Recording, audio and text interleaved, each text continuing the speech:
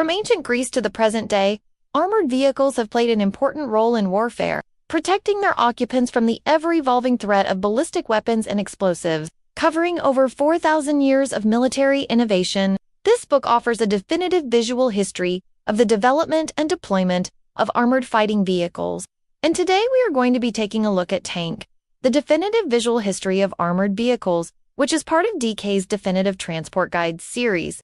It also has a useful timeline spanning from 8 all the way up to 2021, so we can see how armored vehicles have evolved over time. But before we do that, make sure to stay updated for more videos like this one. Let's get into it.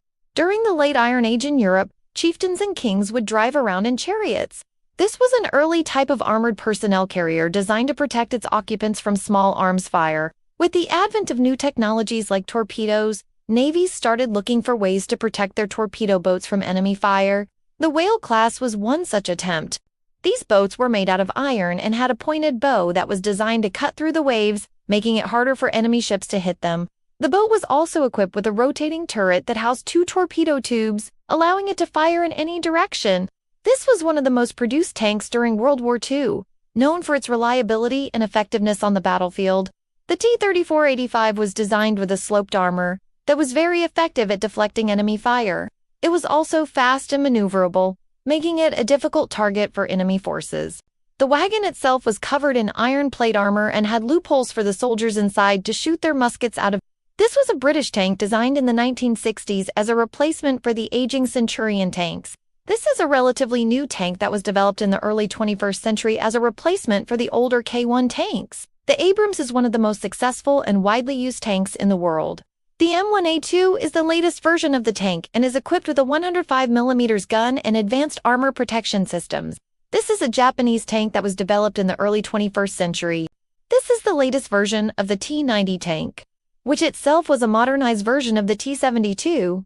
The T-90M is equipped with a 125mm gun and advanced armor protection systems. It's a highly advanced tank with a 120mm gun and a number of cutting-edge features, including an unmanned turret. The tank is also highly versatile and has been used in a wide range of combat situations. It's designed to provide fire support to infantry units while remaining protected from enemy fire. On page 158, we can see the General Dynamics M1A to Abrams. It's equipped with a 30mm cannon and a number of advanced technologies. The Abrams has been in production since 1980 and has seen service in various conflicts around the world. These are just some of the many futuristic designs that are currently being developed. If you are interested in military vehicles, then you might be interested in checking out my video on military vehicles of the 21st century. Thanks for watching. These vehicles are designed to meet the evolving needs of modern warfare and are expected to play a major role in future conflicts. Its reliability and versatility have made it a popular choice among militaries worldwide. The M1A2 is the latest version of the Abrams and features improved armor protection and a more powerful gun.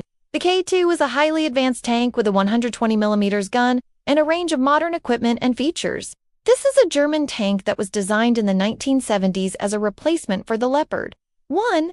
The Leopard 2 is known for its accuracy and reliability and has been used in a number of conflicts around the world. It's also very lightweight, making it easy to transport and deploy.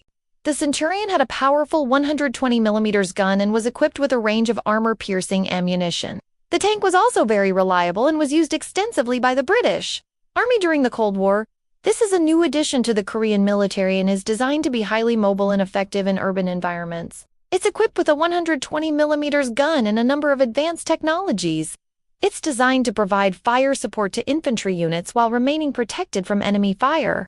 This was an American tank that saw action in World War II, designed to replace the older M24 Chaffee light tanks.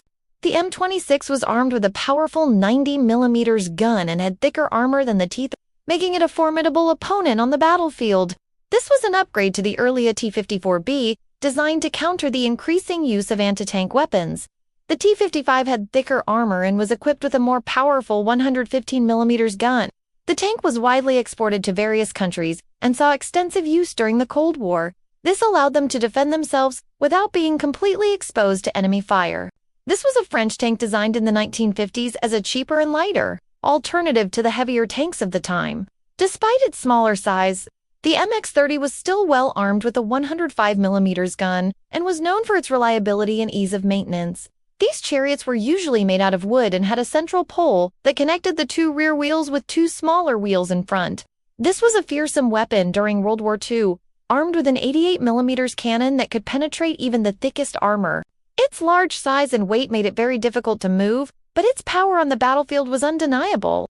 This chariot could carry 3 people, a charioteer and 2 warriors with swords and shields, who would fight while riding on the chariot or while standing on the ground beside it. This was an early tank design that was intended to support infantry by firing high-explosive shells at enemy positions. This was the first tank to feature a rotating turret, which allowed it to fire its 60-pounder gun in any direction. The tank was also equipped with 2 machine guns, one mounted in the hull and one in the turret, providing it with greater firepower than previous designs. The Mark 8 was used extensively during the First World War and proved to be a reliable and effective tank, helping to pave the way for future British tank designs. However, due to its open-top design, it left its crew vulnerable to small arms fire. This vulnerability was exploited in the First World War when German troops began using machine guns to great effect, forcing the British to abandon the Mark I. One example is the 330 BC Macedonian Companion Cavalry by Philip II of Macedon. This was an evolution of the earlier Thurakatai design and was used during the reign of Alexander the Great. The text states these were worn by the elite companion cavalrymen, who fought alongside Alexander during his famous campaigns. They consisted of 2 main parts, a breastplate and a greave covering the front of the thigh. These were made out of leather covered with bronze plates and fastened with leather straps. There is also a picture showing what this would have looked like if it was made out of metal instead. You'll explore the tanks, a PCS, an IFVS, artillery, self-propelled guns, and more that have shaped modern warfare. Hello, it's me here. This book is split into 6 sections: Ancient Armor, Early Modern Armor, 20th Century Armor, Cold War Armor, Modern Armor, and Future Armor. We will be looking at some of the most famous tanks ever created, such as the Tiger Iron II, the T-Rex, and the General Dynamics M1A Abrams. Let's start with Ancient Armor. These vehicles date back thousands of years. Another vehicle featured is the 148 BC Gallic Latin Chieftain's Chariot. The next section is Early Modern Armor. Here we can learn about the Swedish musket wagon. There is also the 1864 British Royal Navy whale torpedo boat. The third section is called 20th Century Armor. We start with the 1897 British 2-pounder pom-pom. But moving on, let's look at the 1917 Mark 8, a British tank. Another tank featured in this section is the German Tiger Eye heavy tank. Moving on, we have the Soviet T-3485 medium tank. And finally, we have the American M26 Pershing heavy tank. The next section is called Cold War Armor, and we start with the French AMX-30 main battle tank.